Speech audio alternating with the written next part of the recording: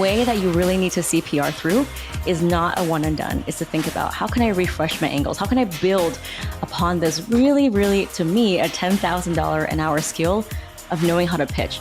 And it's just simply tweaking and editing it for the relevance. Because remember, relevance is really what makes something news.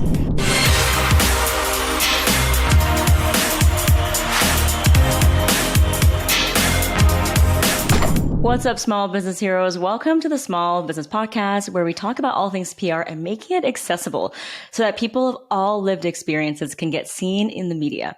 Every week, we share tips and strategies that are proven to work from even the earliest bootstrapping entrepreneur to a seasoned startup. We interview PR students, we interview journalists to really peel back the curtain and reveal to you how you can get your own PR. So this episode is called 3 Reasons Why Your PR Efforts May Not Be Working. Now, if you have watched my PR Secrets Masterclass or are familiar with my community, you know that I have a very, a very specific way of writing pitches, right? This is a proprietary method that I came up called the CPR pitching framework.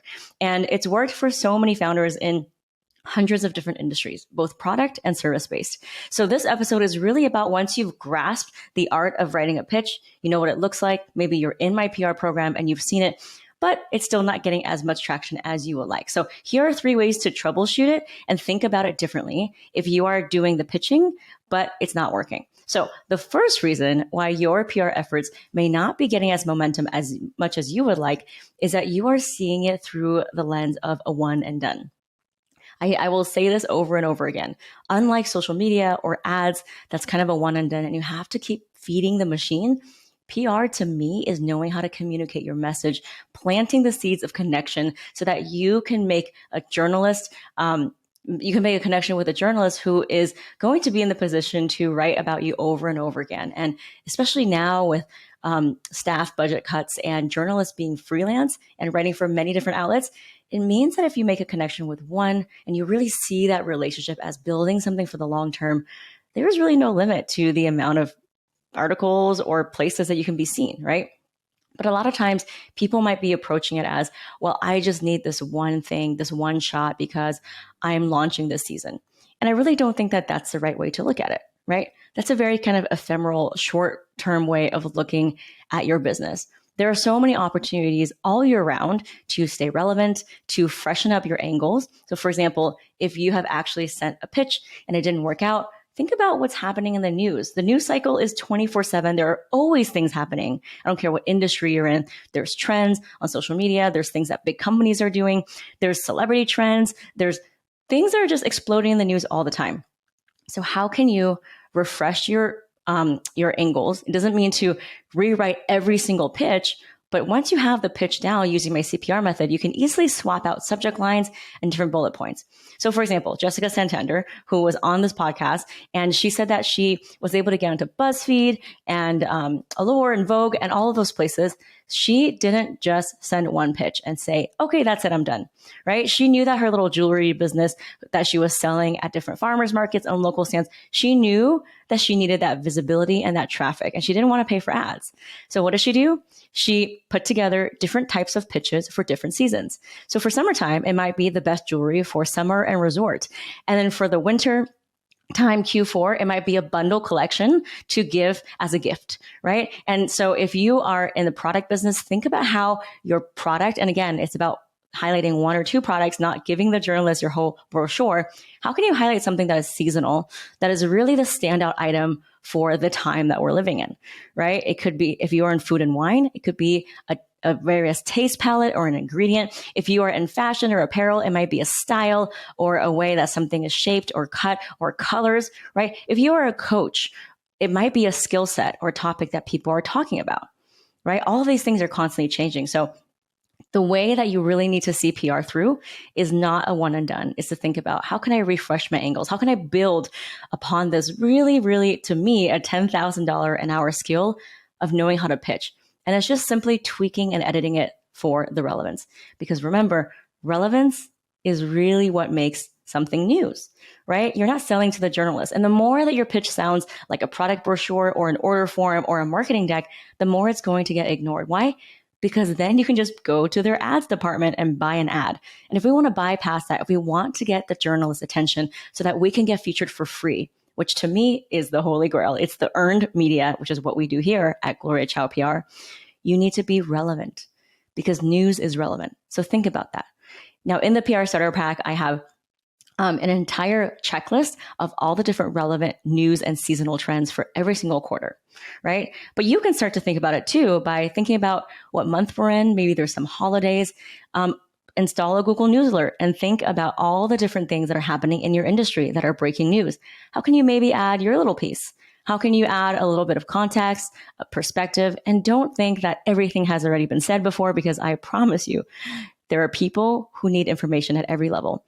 We had Ivory Howard, who's in our PR program. She got featured on US World News like many times and on all these yoga and Pilates blogs. She is a Pilates instructor. And I kid you not, she was in an article in 2022 called What is Pilates? Boom. Shocking, right? Just when you think everything has been said and done, guess what? There are people who need different information at different levels. So that's really what I mean by when you shift your perspective to see everything as an opportunity or a chance to turn that no into a yes, the opportunities start flowing. And this is true in life. This is true in energy and spirit. It's the same thing is true in PR, right? It's never a one and done. If you view meeting a journalist, and even if they say no, right, in the DMs, if you say, okay, well, they said no, bye, you're cutting off that source of opportunity. But if you're saying, okay, I know this pitch might not be for you right now, how can we co-create or collaborate on a story later this year? Because I saw that you wrote about the same topic last year. Do you see how that's turning something that's seemingly like a rejection into an opportunity? We had Tanisha Simone, who's one of our OG PR members. She got featured in like Pop Sugar, Bustle, Vogue, and Shape Magazine. And she just turned all of those no's into a yes. She even said in the DMs, hey, it seems like you read my pitch, but you're not responding. Do you know like who this might be good for? Now, not everyone responded, but guess what? That actually led to her Shape feature because that journalist said, oh my God, thank you so much for following up with me. Yeah, you're right. Like I'm no longer with the publication, but you might contact this person, right? The beauty of what we're doing here with the CPR method and pitching is that it's not a sales angle. And so because we're turning your sales pitch into something that is value driven, something that is topic, insight, solution driven, you don't feel sleazy about following up because you know that it's just about adding to the conversation. So that's really what I mean is number one, the reason why your PR efforts may not be working is that you're not seeing it as a long-term thing. So how can you shift your perspective and turn those no's into opportunities and refresh those angles for seasonality, right? That's number one. Number two, in terms of the reason why your PR might not be working is that you are not following up. You're not committed to the follow-up game. And I always say this, I've never had anyone get featured without follow-up because journalists get hundreds of emails a day. And it's nothing personal that they don't read yours. It's just they literally are getting pulled in so many different directions. So my PR students know this, right? I want you to install an email tracking device. You can just Google it. I don't care if you have Chrome or Outlook, but there are different software that you can use to track your open rates. So you're not making up assumptions out of no data and saying, oh, well, the journalist hates me, which is just an illusion, right? Because the data will tell you whether or not your email has been opened. And I obviously have a full training on that in the starter pack and subject lines because your open rates are all about your subject lines. But the follow-up game is something you must commit to when you commit yourself to PR, when you commit yourself to leveling up and showing up in a bigger way. Because you have to believe that you are offering something of service, a solution to people. Even if you're selling face creams, right? The beauty of what we're doing here with the CPR method is you're not pitching your product like an infomercial. You're pitching it as a solution to someone with a specific problem. And so with that energy, I just want you to be committed to following up, right? I've really never had a journalist, and I've interviewed a lot of them on this show, and I've also had them in our PR program where they actually come into our small group, and you get to meet them, and you get to talk to them, and they actually show you their inbox and all of the things. It's kind of like having a journalist as your mentor.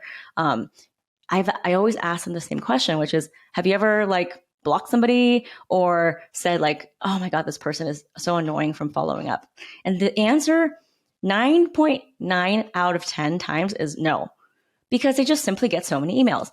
And I know this is such an unnatural act for us small businesses to all of a sudden be like, oh my God, I'm pitching to a journalist. Like, we're not taught this growing up. So I understand that it's daunting. It's frustrating. It can seem difficult and intimidating. And that's what the PR industry wants you to think, so that they can charge $10, $20, $30,000, right? Because they know that no one's teaching you this and no one's giving you this information. So if you're committed to advocating for yourself and rewriting the narrative, which is what we're all about here at Gloria Chow PR, I want you to be committed to the follow-up, which means that you are diligently tracking who you're sending messages to, following up every 7 to 10 days, and like being a good steward of the news. Like, turn on your notifications. Journalists are writers.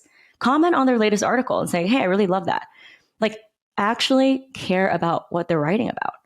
And that's really kind of the energy exchange, because if you're going to just like throw all these pitches at journalists and you don't really care about them or respect them as a writer, like, why would they write about you, right? Now, I'm not saying that you necessarily need to be all the time online complimenting them, because that can come off as fake. What I mean is, when you are committed to follow up, all of the activities of, seeing if they're writing online and maybe liking it or sharing it, all those things show a commitment to follow up. It shows a commitment that, again, not only are you following up, you are building a long-term relationship, and you see this as a long-term relationship. This relationship can pay off in so many different ways, like I said in point number 1. So the sooner you can start seeing it as that, trust me, your PR efforts will start to get going.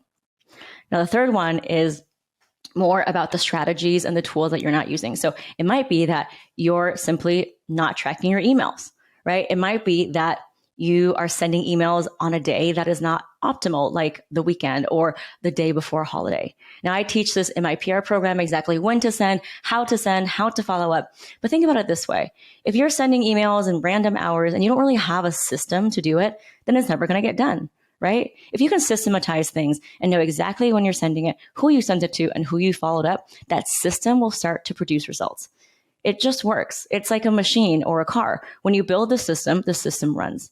And so that's really what I've been trying to tell my PR students. And the reason why I started my program is PR is not a one and done. It's not like something you maybe have time to do on top of everything else. It really is a foundation and a system that you build within your business, so that you can not only get organic leads and traffic and visits and credibility, but it also allows you to become a better communicator and take skills with you for life that is no market or competitor can take away from you, which is knowing how to get to those opportunities, knowing how to be seen, knowing how to leverage people's audiences, whether it's a podcast or whether it's a top tier outlet that reaches 30 million people, right? It's all about working smarter, not harder.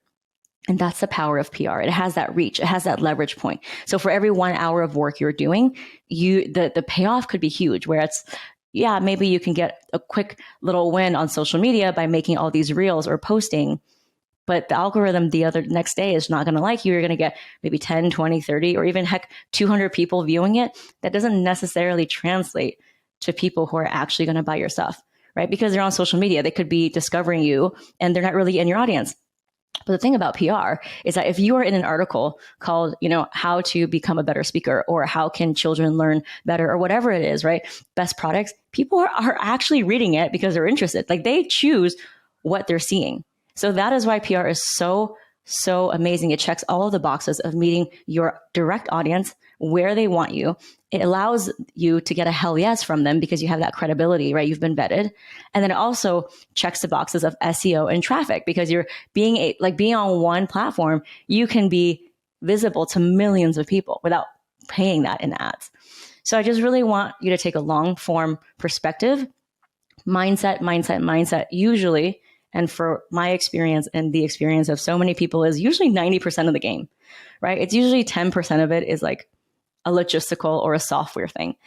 But you have to have the right mindset, the right perspective to see this as compounding, and know that nothing is wasted, not even the rejection, because it all accumulates, right? Every experience is accumulated. There's no such thing as wasted, because you take that within you. So hopefully with that, I've given you some motivation, some inspiration. And if you're interested in checking out our PR program, you can go to prstarterpack.com. And if you know anyone who is a small business and looking to advocate for themselves and really learn the skills in community with others on how to grow our business on our terms, then have them join you and maybe show this podcast to them. As always, I'm cheering for you. And until next time, bye.